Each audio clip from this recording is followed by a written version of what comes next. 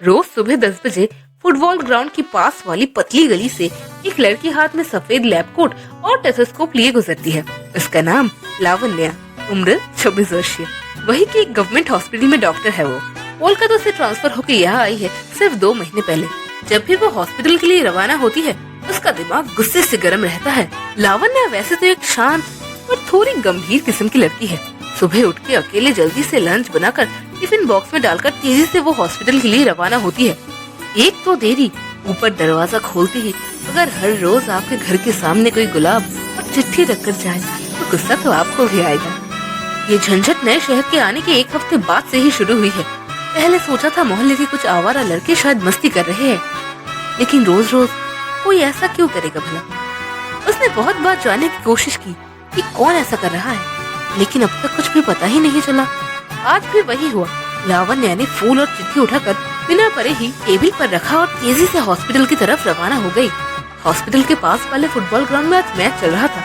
लावण्या उस तरफ बिना देखे ही अपने रास्ते से जा ही रही थी कि अचानक एक फुटबॉल उसके पैर के पास आकर गिरा। वो रुक गई। तभी एक लड़का मैदान में से तेजी से दौड़ते हुए उसके पास आया। उसने बॉल उठाई और भाग गया। लावण्या गुस्से से बरबराती रही, बॉल लेट हो जाएगा। गुस्से से गुर्राते हुए वो हॉस्पिटल की तरफ रवाना हो गई। रोज की तरह एक राउंड मारने के बाद अपने केबिन में आकर बैठते ही नर्स भागते हुए आकर कहती है, डॉक्टर लावण्या, आप जल्दी से इमरजेंसी वार्ड पर आइए। लावण्या बिना कुछ सोचे ही अपना टेथोस्कोप उठाकर नर्स के साथ चल पड़ी। इमरजेंसी वार्ड के पास पहुंचते ही चिल्लाने की आवाज आने लगी।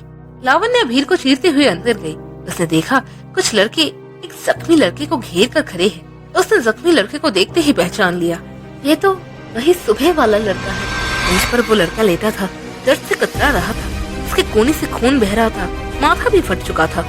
वो नर्स बोली, डॉक्टर, ये लोग पास ही के फुटबॉल ग्राउंड में खेल रहे थे, वहीं पे गिरने की वजह से चोट लग गई। उस लड़के का चेहरा देखकर समझ आ रहा था वो और दर्द नहीं सह पा रहा है।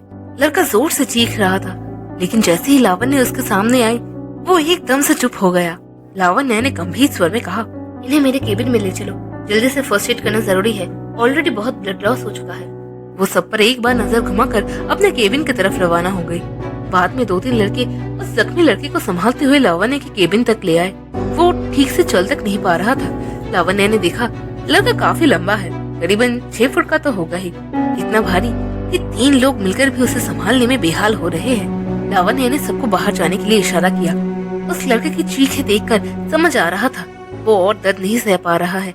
लावण्या फर्स्ट एड बॉक्स लेकर बेड पर रखकर उस लड़के के हाथ पे एंटीसेप्टिक लिक्विड लगाने ही जाएगी कि लावण्या चौंक कर नरम स्वर में कहती है, आहिस्ता आहिस्ता दर्द सहने की कोशिश कीजिए।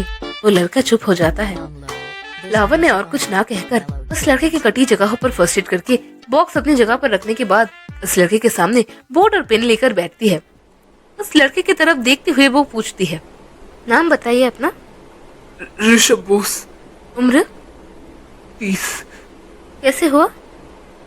फुटबॉल मैच प्रैक्टिस कर रहा था, खेल खत्म ही होने वाला था कि मैंने संजय को बोला बॉल पास करने के लिए, पर उसने बैट। अरे हिस्ट्री नहीं पूछी, कैसे हुआ वो बताइए। गोल देते वक्त बैट ट्विस्ट होकर खंबे से जा लगा और तब से दाहिने पैर पर बहुत दर्द है। नर्स, जल्दी से एक इंजेक्शन लाइए। नहीं। अब क्या हुआ? ऋषभ बच्चों की तरह कहने लगा। देखिए, इंजेक्शन नहीं प्लीज, आप मुझे कोई भी दवाई दे दीजिए, मैं पानी के साथ निकल के पी लूंगा, बट इंजेक्शन नहीं प्लीज। इंजेक्शन लूंगा तो 1 महीने तक बिस्तर पर ही पड़ा रहूंगा। लावण्या ऋषभ की तरफ हैरानी से देखती रहती है। नर्स लावण्या को आकर इंजेक्शन देती ही लावण्या उसे एक पर्चा पकड़ा देती है। 5 मिनट बाद इन्हें ले जाइएगा और साथ में व्हीलचेयर भी लाइएगा। इनके पैर पे काफी स्वेलिंग है और प्रिस्क्रिप्शन पे लिखे हुए कुछ ब्लड टेस्ट और एक्सरे करवा कर जल्द से जल्द मेरे केबिन पे भिजवाइए। Okay doctor.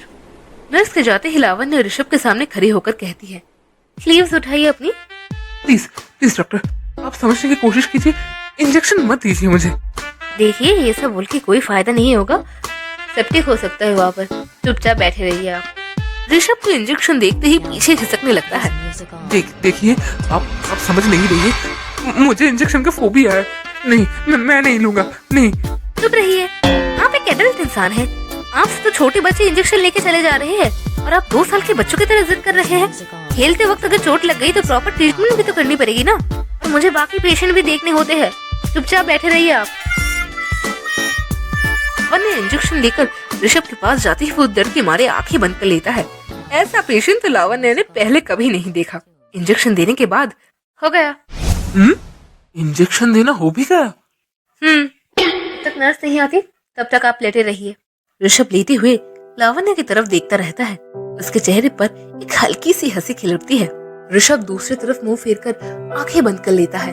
2 महीने पहले 2 महीने पहले की कहानी तो पता चलेगी आप लोगों को अगले वीडियो में। तब तक के लिए happy valentine's day to all of you. उम्मीद है आप लोग अपने वैलेंटाइन के साथ इस वैलेंटाइन बहुत अच्छे से एंजॉय कर रहे हैं। ऐसे ही प्रेम भरी कहानियां सुनते रहिए और कभी कभार अपनी कहानियां भी बताइए। तब तक के लिए अलविदा दोस्तों।